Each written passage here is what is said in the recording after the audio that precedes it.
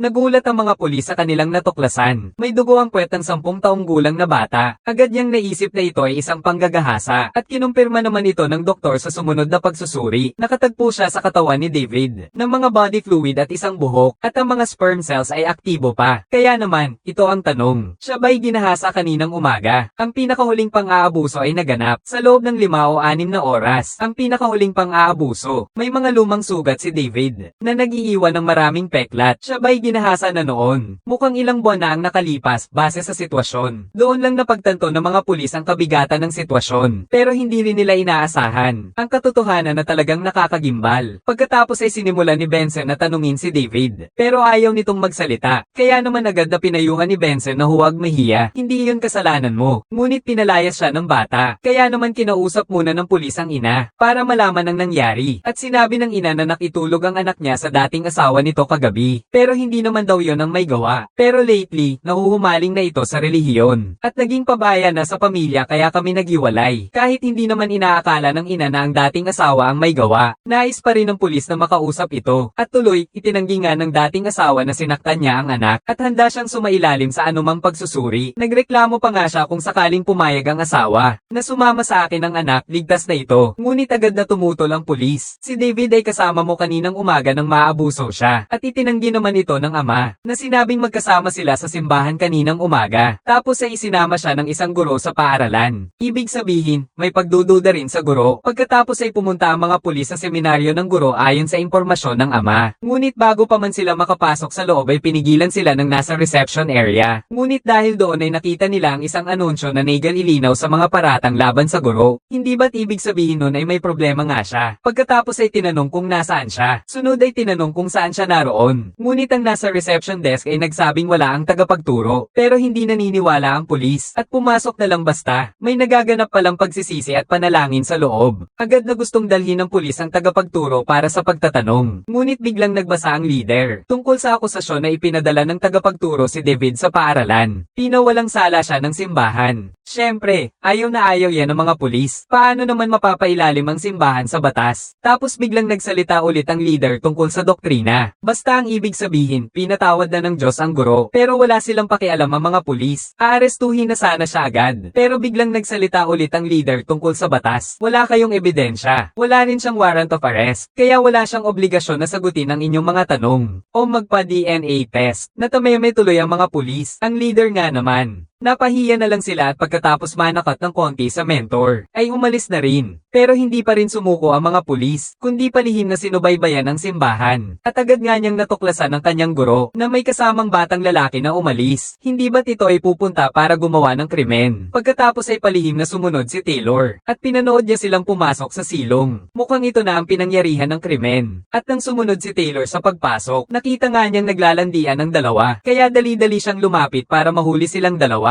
Ngunit ang nakita niya ay lubos na nakapagpagtataka sa kanya. Hindi lalaki ang kaharap niya, kundi ang babaeng nasa reception area. Medyo naguluhan si Taylor, at hindi na alam ang gagawin. Magkasintahan pala ang propesor at ang babae, dahil bawal ang pakikipagtalik bago ang kasal sa simbahan. Kaya ginamit niya ang bata bilang pantekip. At ang resulta, akala ng lahat pedophile ang guro. Pero ang batang lalaki pala ay kapatid ng babae. Pagkatapos ay humingi ng tawad ang guro sa pulis. Pero gusto malaman ni Taylor kung ano ang nangyari kay David noong araw na iyon. Kaya nagtapat ang guro. Noong araw na iyon, inihatid ko si David sa paaralan at pagkatapos ay, nanood lang kami ng sine ng girlfriend ko. At pinatunayan naman ng babae na magkasama nga sila noon. Hindi naman sinaktan ng boyfriend ko si David. Tapos, agad ding pinatunayan ng sinehan na hindi sila nagsisinungaling. Hindi ko inaasahan na mas gugustuhin pa ng mentor ko na isiping manyak siya, kaysa aminin na nanood siya ng sine at naging malapit sa girlfriend niya. Tapos biglang tumawag ang nanay ni David. May nangyaring masama raw sa bahay. Si David pala ang dinukot. Hinala ng ina, ang dating asawa ang may gawa, dahil tumawag ito kanina. Sabi, maghahabol daw sa korte para sa kustodiya, para hindi ko na raw makita ang anak ko. At dito na rin nakakuha ng CCTV ang forensics. At sa video nga, ang ama ang nag-alis kay David. Agad namang natunto ng pulis ang sasakyan nila. Ngunit nang makita ang destinasyon, agad na nagulat ang ina. Dinala pala ng dating asawa ang anak sa isang banal na bayan. May sarili silang paaralan, pulis, at ospital doon. Isang komunidad na self-sufficient. Walang cellphone, telebisyon, o media, isang malinis na pamumuhay na may pananampalataya, malayong malayo sa mundo at sa masasamang impluensya. Pero para masolusyonan ang kaso, kailangang pumunta ang mga pulis, at agad nilang natagpuan ang sasakyan ng dating asawa. Nang bumaba sila para siyasatin, sumunod din ang mga pulis relihiyon. Ngunit nang malaman ng kanilang pakay, sinabi nilang wala kayong jurisdiction dito, pero hindi yun pinansin ng mga pulis. Pinilit nilang dalhin ng mga pulis na relihiyoso ang mga ito sa simbahan, at naabutan nila sina David at ang ama na nag-aaway. Kaya agad nilang pinigilan ang mga ito. Ayaw ng leader ng lugar na makuha si David. Nanawagan din ng ama na pigilan ng mga pulis, kahit si David ay sumigaw na ayaw niyang umalis doon. Ngunit sa pilitang kinuha pa rin siya ng mga pulis, at dinakip din nila ang leader dahil sa kasong panggagahasa. Ngunit mariing itinanggi ng matandang lalaki ang pang-aabuso sa bata. Ani ay gusto niya lang protektahan ng bata sa kapahamakan ng inyong lipunan. Syempre, hindi naniniwala ang mga pulis. Ngunit, hindi rin inamin ni David na siya ay dinukot. Sabi niya ay ayaw ko lang umalis doon. Hindi rin naniniwala ang mga pulis. Kaya't ipinaliwanag ng bata na sinabi daw ng leader na doon siya pwedeng mag-aral. Sabi niya, mababait sila sa akin. Walang sino man ang sasaktan sa akin. Magiging ligtas ako. Pagkarinig niyan, biglang naisip ni Taylor, ang guro kaya ang nanakit sa'yo. Pero nangako si David na hindi niya sasabihin. Buti na lang at may natuklasan ding bagong ebidensya ang crime lab noon. Inilagay niya ang buhok sa microscopyo at pagkatapos ay kumpara. Makapalang nasa kaliwa, pang nasa hustong gulang. Samantalang ang nasa kanan, mas manipis. Kaya't masasabi nating sa isang menor de edad ito. Mga 12-14 anyos ang edad.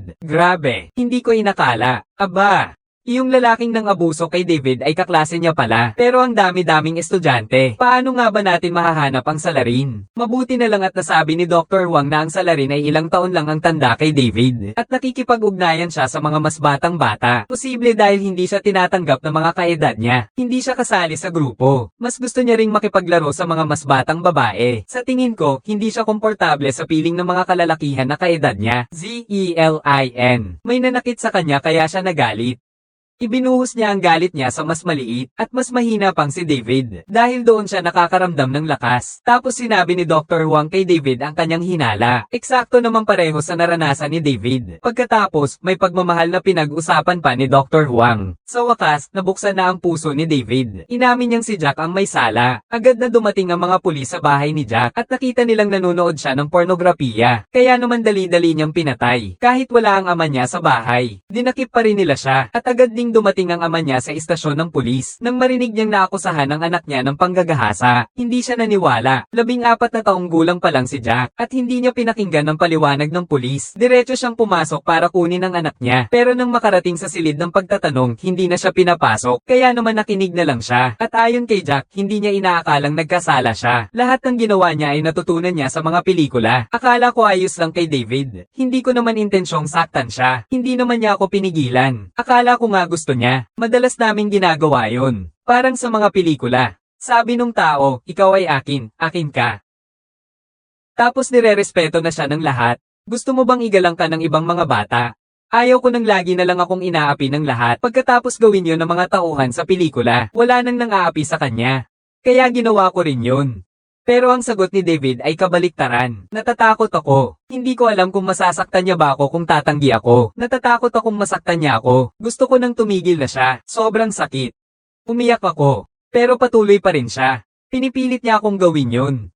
Kaya naman pinapanta ko na ang leader para iligtas ako. Hindi niya ako titigilan. Natigilan ng ama nang marinig ang katotohanan. Pagkapasok niya ay sinampal niya si Jack, tapos ay umalis siya nang hindi lumilingon. Lubos na iniwan niya ang anak sa mga pulis. Ayaw na niyang pakialaman pa. Pero menor de edad si Jack. Kailangan ng pulis ang ama para mag-supervise. Ngunit ang galit na ama ay nagpas siyang itakwil na si Jack para bang hindi niya anak ito. At determinado nang umuwi kasama ang kanyang bunsong anak dahil nalaman na ang katotohanan. Siyempre, kailangan munang palayain ng leader. At pinatawad na rin ng leader ang pagmamadali ng mga pulis. Ngunit nakasalubong nila si Jack at ikinulong ulit sa dating kulungan. Naawa rin siya sa leader na ito. Hinimok niya ang mga pulis na maging makatarungan sa pagpapatupad ng batas. Kaya naman dali-daling hinanap ni Taylor ang paiskal. Humiling siyang mailipat si Jack sa korte ng pamilya. Huwag siyang husgahan bilang isang nasa hustong gulang. Kahit na sa una ay ayaw pumayag ng paiskal. Nakuha pa rin siya ni Taylor sa huli. At agad na nagsimula ang paglilitis sa korte ng pamilya. Ipinagtatanggol ng abogado na si Jack ay nagkamali lang sa paglalaplap. Karaniwan daw ito sa mga teenagers teenager. Pero hindi pa man natatapos magsalita, biglang sumulpot ang galit na prosecutor. Humiling siyang ilipat ang kaso sa criminal court at agad na inaresto si Jack dahil sa rape. Nagulat si Taylor, pero pinayagan ito ng hukom. Kaya dali-daling lumapit si Taylor para tanungin. At nagbigay din ng dahilan ng paiskal. May 3 batang babae pa palang nagsampa ng kaso kay Jack. Kaya naman kailangang maging kasong kriminal na ito. Grabe naman to, ang lakas ng impact. Pagkatapos ay pumunta ang abogado at ang paiskal sa harapan ng hukom. Ang depensa ng abogado ay video sa telebisyon para sa mga adulto. Ang nagkamali kay Jack. Ayon sa investigasyon, 77% ng mga programang pantelebisyon sa primetime ay may mga eksena o nilalamang sexual. Pero ang paiskal ay tumututol na marami namang mga batang nanood ng mga video ang hindi naman nagkasala. Tapos sinabi naman ng abogado na si Jack ay may sakit sa pag-iisip at hindi niya naiintindihan ang mga kahihinatnan ng kanyang mga ginawa dahil walang kahihinatnan ng mga nakikita niya sa telebisyon. Kaya inakala niya na ganoon din sa totoong buhay. Gusto sanang tumutol ng paiskal. Pero may iniharap na namang datos ang abogado para suportahan ang argumento. Kaya tinanggap ng hukom ang depensa at nagdesisyon na magkaroon ng paglilitis. Kaya ayon, nagsimula na ang paglilitis. Una, nagpatotoo ang 3 batang babaeng biktima. Sa una, feeling nila gusto sila ng mas matandang lalaki at medyo natuwa pa sila. Pero may nangyari pagkatapos. Sinabi niya sa akin na may nakita siyang isang bagay sa pelikula. Mosaic.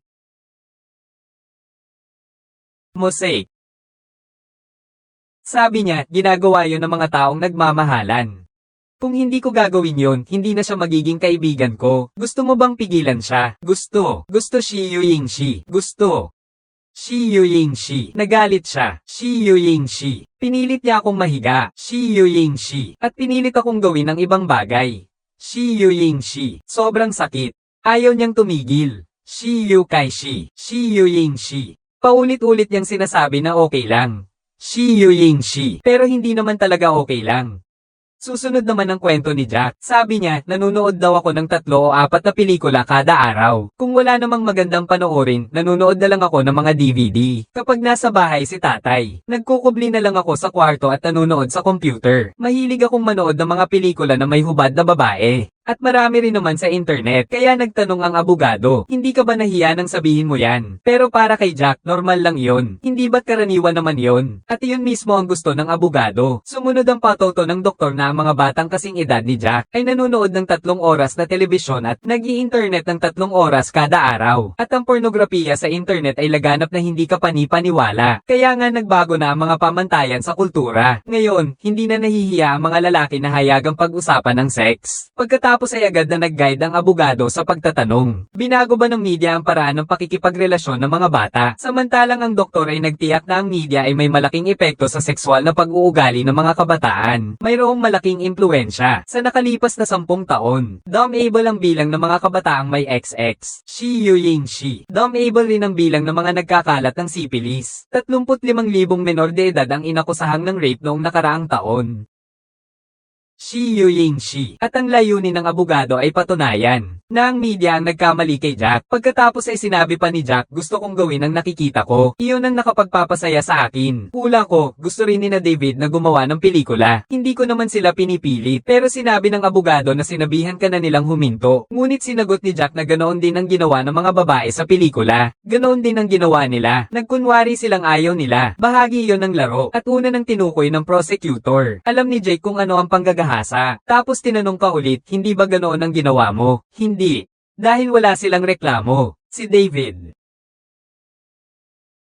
Gusto rin ba niya? Oo, sabi niya. Umiyak ba siya nung hinuhubad mo ang pantalon niya? Umiyak din ang mga tao sa telebisyon. Pinahinto ka niya, bakit hindi ka tumigil? Hindi siya seryoso. E paano naman nung sinaktan mo siya? Paano naman nung sumigaw siya? 7 na ang beses mong sinaktan si David. Hindi mo ba narinig ang pagsigaw niya? Hindi mo ba talaga iniisip na may nagawa kang mali? Hindi ko alam na nasaktan ko ang iba. Hindi ko naman sinasadyang saktan sila. Kawawang Jack. Hanggang ngayon, hindi pa rin niya napagtanto ang kanyang pagkakamali. Malapit na ang huling bahagi ng paglilitis. Ang abogado ay naninindigan pa rin na ang media ang may kasalanan. Sinisikap na kumbinsihin ng hurado. Samantalang ang paiskalya ay naninindigan na si Jack ay nag-rape ng 4 na bata dahil nanonood ng telebisyon ang lahat ng bata sa bansa. Pero hindi sila nagkasala gaya ni Jack. Hindi ang telebisyon ang tunay na dahilan ng kanyang paggawa ng krimen, kundi ang pang-aapi sa kanya at galit Kaya ibinubunto niya ang galit sa mas maliliit na bata para makaramdam ng ginhawa. Ginawa iyon ni Jack dahil gusto niya at ang resulta ay nasa kamay na ng mga hurado. Ngunit ang mga hurado ay nagdesisyon na siya ay may sakit sa pag-iisip at pinarusahan si Jack na walang sala at dinala na lamang siya sa isang mental hospital para magamot kaya wala na silang nagawa. Napapaisip tuloy ang mga pulis. Marahil ay kailangan na ring ituring na isang relihiyon para makaiwas sa mga bata sa modernong pamumuhay. Hindi rin naman masamang ideya. Pero ano nga ba talaga ang tama? Walang nakakaalam.